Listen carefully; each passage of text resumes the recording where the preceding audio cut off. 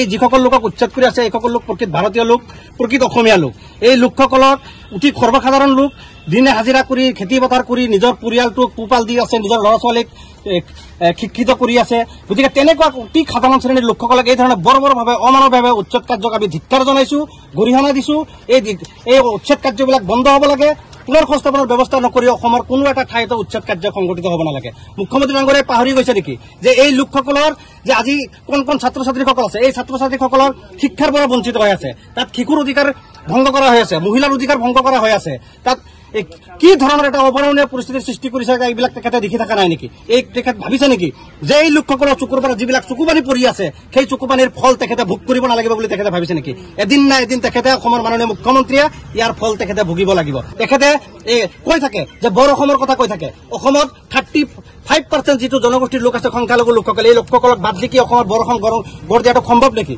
যিটো শংকৰদেৱৰ সপোন আছিলে, শংকৰদেৱৰ সপোনক তেখেতে ভংগুচালি কৰি আছে। শংকৰদেৱক তেখেতে এই সপোনটো ভংগ কৰি তেখেতে অপমান কৰি আছে। তেখেতে পদে পদে সংবিধানৰ কোনো নীতি নিয়ম মানি তেখেতে উচ্ছেদ কাৰ্য কৰা নাই। এখন কল্যাণকামী ৰাষ্ট্ৰ, এখন চৰকাৰৰ প্ৰধান দায়িত্ব হৈছে যে সৰ্বসাধাৰণ ৰাইজক অন্ন বস্ত্ৰ আৰু বাসস্থানৰ ব্যৱস্থা কৰি দিয়া। সেইখিনি তেখেতে কৰিছে নেকি? তেখেতে আজিলৈকে সেইখিনি কৰিবলৈ তেখেতে সক্ষম হোৱা নাই।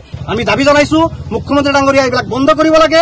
অসমৰ সৰ্বসাধাৰণ ৰাইজ, এই ৰাইজ লোকসকলক প্ৰকৃত অসমীয়া লোক হয়, প্ৰকৃত ভাৰতীয় লোক হয়, একেসকল বান আৰু গৰাখনত ক্ষতিগ্ৰস্ত লোক হয়। এই লোকসকলৰ ওপৰত এনেকৈ অন্যায় আৰু অত্যাচাৰ কৰাটো কেতিয়াও এজন হৃদয়বান ব্যক্তিয়ে কেতিয়াও গ্ৰহণ কৰিব নোৱাৰে।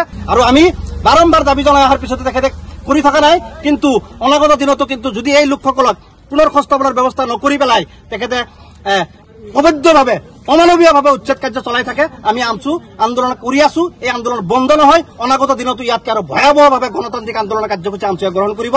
তাৰ মুখামুখি হ'বলৈ কিন্তু অসমৰ মাননীয় মুখ্যমন্ত্ৰী হিমন্ত বিশ্ব শৰ্মা ডাঙৰীয়াক সাজু হৈ থাকিবলৈ আমি সকীয়াই দিছো। এই যিসকল লোকক উচ্ছেদ কৰি আছে এইসকল লোক প্ৰকৃত ভাৰতীয় লোক, প্ৰকৃত অসমীয়া লোক।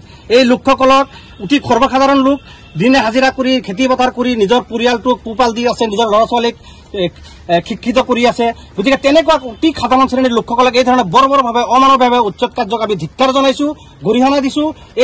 এই উচ্ছেদ কাৰ্যবিলাক বন্ধ হ'ব লাগে।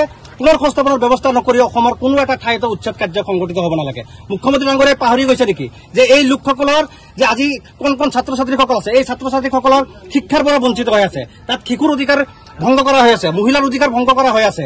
তাত কি ধৰণৰ এটা অভাৱনীয় পৰিস্থিতিৰ সৃষ্টি কৰিছে এইবিলাক তেখেতে দেখি থকা নাই নেকি? এই তেখেত ভাবিছে নেকি যে এই লোকসকলৰ চকুৰ পৰা যিবিলাক চকুপানী পৰি আছে সেই চকুপানীৰ ফল তেখেতে ভোগ কৰিব নালাগিব বুলি তেখেতে ভাবিছে নেকি?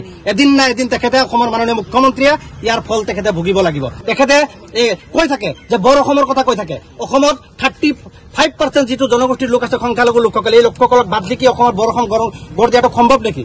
যিটো শংকৰদেৱৰ সপোন আছিলে, শংকৰদেৱৰ সপোনক তেখেতে ভংগুচালি কৰি আছে। শংকৰদেৱক তেখেতে এই সপোনটো ভংগ কৰি তেখেতে অপমান কৰি আছে। তেখেতে পদে পদে সংবিধানৰ কোনো নীতি নিয়ম মানি তেখেতে উচ্ছেদ কাৰ্য কৰা নাই। এখন কল্যাণকামী ৰাষ্ট্ৰ, এখন চৰকাৰৰ প্ৰধান দায়িত্ব হৈছে যে সৰ্বসাধাৰণ ৰাইজক অন্ন বস্ত্ৰ আৰু বাসস্থানৰ ব্যৱস্থা কৰি দিয়া। সেইখিনি তেখেতে কৰিছে নেকি? তেখেতে আজিলৈকে সেইখিনি কৰিবলৈ তেখেতে সক্ষম হোৱা নাই।